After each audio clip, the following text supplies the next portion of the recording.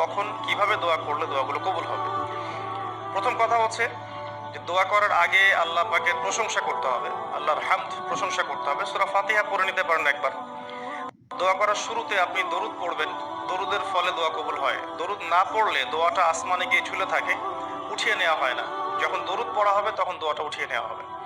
দোয়া করার কিছু টেকনিক আছে, যে কিভাবে কি দোয়া করলে কবুল হবে, কখন দোয়া করলে কবুল হবে, এগুলো বুঝে দোয়া করতে হবে।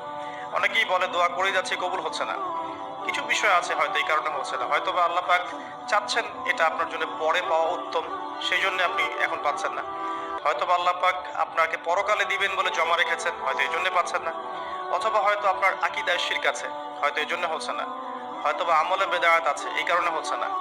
অথবা আপনার রিজিকে কোনো হারাম কিছু আছে, মেবি এই কারণে আপনার দোয়া কবুল হচ্ছে না। অথবা আপনি তাড়াহুড়া করছেন। তাড়াহুড়ার ব্যাখ্যায় নবী সাল্লাল্লাহু আলাইহি ওয়াসাল্লাম বলেছেন যে মানুষ বলে আমি দোয়া করেই গেলাম, আমার দোয়া কবুল হলো না। তো আমরা জেনে নিব যে কোন কোন জায়গায় কিভাবে দোয়া করলে দোয়া কবুল হবে। এই বইটার মধ্যে সবই দেয়া আছে, হিসনুল মুসলিম বইটার মধ্যে। তারপর আমি বলছি আমার ব্যক্তিগত ইলম থেকে কিছু কথা, সেটা হলো দোয়া করার আগে অবশ্যই আল্লাহর প্রশংসা করবে, অ্যাটলিস্ট একবার আলহামদুলিল্লাহ বলে হাত তুলবেন। তারপরে আপনি নবী সাল্লাল্লাহু আলাইহি ওয়াসাল্লামের কাছে উপরে একবার দরুদ পড়বেন। আগে আগে আল্লাহর প্রশংসা, তারপরে দরুদ। এরপরে আপনি নিজের পাপের ক্ষমা চাবেন। আগে আপনি পাপ করেন বা না করেন, আগে বলবেন রব্বিক ফিরলি, আল্লাহ আমাকে মাফ করে দাও, পাপ করেন বা না করেন। এটা সুলাইমান আলাইহিস সালামের সেই দোয়া থেকে আমি শিক্ষা নিয়েছি। সুলাইমান আলাইহিস সালাম যে বিখ্যাত দোয়ায় বলেছিলেন যে আল্লাহ আমাকে এমন মুলক এবং রাজত্ব দান করুন যে মুলক আর রাজত্ব আপনি কাউকে কখনো দেননি। এই দোয়ার শুরুতে তিনি বলেছেন রব্বিক ফিরলি, আল্লাহ আমাকে মাফ করুন। তো এটা আদব, দোয়ার আদব হচ্ছে আগে নিজের ক্ষমা চাওয়া, আল্লাহর কাছে নিজের ভুলের ক্ষমা চাওয়া, তারপরে দোয়া করা। হামসানা, দরুদ, এরপরে আপনি ক্ষমা চাবেন। এবার আপনি দোয়াগুলো করবেন আপনার মন থেকে। আরবি দোয়া জানা থাকলে আরবিতে দোয়া করবেন, কারণ আপনি আপনার রবের সাথে আরবি দিয়ে কথা বলবেন, এর চেয়ে আসলে গর্বের কি হতে পারে। আরবি ভাষা কেন শিখবো, কি দরকার আছে, এটা কি সাম্প্রদায়িকতা? আল্লাহ রাব্বুল আলামিনের আল্লাহ পাক যে ভাষায় কোরআন নাজিল করেছেন, আল্লাহ পাক যে ভাষায় কথা বলেছেন কোরআনে, সেই ভাষায় আমি আল্লাহর সাথে কথা বলছি, এর চেয়ে গর্বের কি আছে আমার জন্য? আরবি কেন শিখছি, কেন শিখবো? এই ভাষা দিয়ে আমি আল্লাহর সাথে কথা বলবো। জান্নাতে এই ভাষা চলবে, কোরআনে এই ভাষায় নাজিল হয়েছে, কবরে এই ভাষায় প্রশ্ন করা হবে, তা আমি কেন এই ভাষায় আল্লাহর সাথে কথা বলবো না?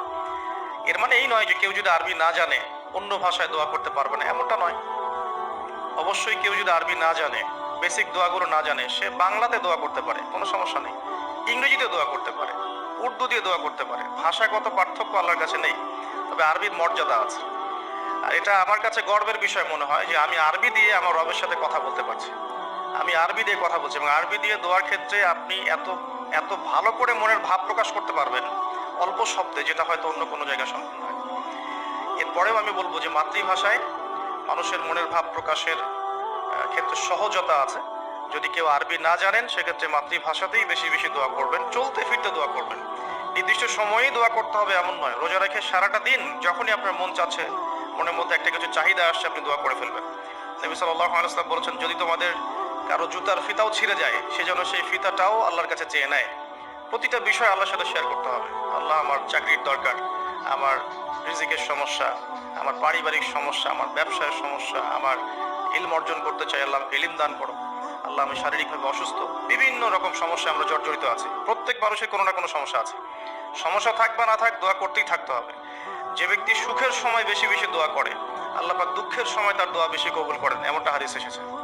যে ব্যক্তি সুখের সময় ভালো আছে, এখন আমার ফিজিক্যাল আমি ফিট, এখন আমি আল্লাহ পাকের অসীম নিয়ামতের মধ্যে আছি, বাড়ি গাড়ি, টাকা করি, আত্মীয় স্বজন, স্ত্রী সন্তান সবই আছে, আমার কোনো কিছুর অভাব নাই। এরকম সুখের সময় যে ব্যক্তি বেশি বেশি দোয়া করবে, ইস্তেগফার করবে, ক্ষমা চাবে, আল্লাহ পাক দুঃখের সময় সেই বান্দার পাশে থাকবেন ইনশাআল্লাহ। আর সবচেয়ে বড় দুঃখের দিন তো কিয়ামতের দিন, আল্লাহ পাক সেদিন ইনশাআল্লাহ আমাদের সাথে থাকবেন ইনশাআল্লাহ তাআলা। দোয়ার আগে এই আদবগুলো মেনটেন করবেন। বাংলা ভাষায় দোয়া করেন যদি আরবি না জানেন। আর আরবি জানার দিকে আমি বেশি জোর দিচ্ছি, আরবি জানলে বেশি ভালো হয়। হিসনুল মুসলিম বইটা সাজেস্ট করলাম, এবং দোয়া করার কিছু টাইম আমি বলছি যে এই সময়গুলো আপনি বেশি বেশি দোয়া করতে পারেন। রোজা রেখে সারাদিন দোয়া করতে পারেন যে কোনো সময়, স্পেশালি নামাজের সেজদায় একটা সেজদাও যেন বাদ না যায় যেখানে আপনি কোনো দোয়া করেন নাই। অ্যাটলিস্ট আপনি কিন্তু সেজদায় তাসবিহ পড়েই বলতে পারেন اللهم آتنا في الدنيا حسنة وفي الآخرة حسنة وقنا عذاب النار اللهم أعني على ذكرك وشكرك وحسن عبادتك যে কোনো দোয়া اللهم أنت السلام ومنك السلام فحينا ربنا بالسلام اللهم إني أسألك الهدى والتقى والعفاف والغنى কত দোয়া আছে ربي هب لي من الصالحين اللهم ربنا آتنا في الدنيا حسنة وفي الآخرة حسنة وقنا عذاب النار رب ارحمهما كما ربياني صغيرا ربنا آتنا من لدنك رحمة وهيئ لنا من أمرنا رشدا প্রচুর দোয়া আছে দোয়ার উপর সেশন করা যাবে আপনি সেজদায় বেশি বেশি দোয়া করেন মিনিমাম একটা দুইটা তিনটা করে দোয়া করার চেষ্টা করেন যদি আরবি না জানেন আপনি নফল নামাজে সুন্নত নামাজে বাংলাতেও দোয়া করলে ইনশাআল্লাহ কবুল হবে আল্লাহ পাক সমস্ত ভাষায় বোঝেন ইনশাআল্লাহ তাআলা সেজদায় দোয়া করেন বেশি বেশি আমি সাজেস্ট করবো যে রমজান মাসে আপনি 2 আজানের মাঝখানে দোয়া করবেন আজান হয়েছে আজানের সময় দোয়া করলে দোয়া কবুল হয়ে যায় আজান এবং একামতের মাঝখানে দোয়া করলে দোয়া কবুল হয়ে যায় রমাদান মাসে লাইলাতুল কদর আছে শেষ দশকের বেজর রাতগুলোর মধ্যে আমরা একে পাবো যদি কেউ লাইলাতুল কদর পেয়ে যায় সেই রাত্রে যে দোয়া করবে সেই দোয়াগুলো কবুল হবে ইনশাআল্লাহ তাআলা কাউকে ইফতার করানোর পর দোয়া করলে দোয়া কবুল হতে পারে ইনশাআল্লাহ দান সাদাকা করার পর দোয়া করলে দোয়া কবুল হতে পারে ইনশাআল্লাহ হয়তো বৃষ্টি হচ্ছে আপনি বৃষ্টি দেখে দোয়া করলেন দোয়া কবুল হবে ইনশাআল্লাহ দোয়া করে অনেক সময় আছে অনেক মুহূর্ত আছে অনেক আদব আছে এগুলো আমি সাজেস্ট করে দিয়েছি বইটার নাম হিসনুল মুসলিম এই বইয়ের মধ্যে সব কিছু লেখা আছে আপনারা একটু পড়ে নেবেন আমি এখানে বেশি টাইম দিলে পর্যায়গুলো কভার করতে পারবো না আল্লাহ পাক আমাদেরকে বেশি বেশি দোয়া করার তৌফিক দান করুন আমিন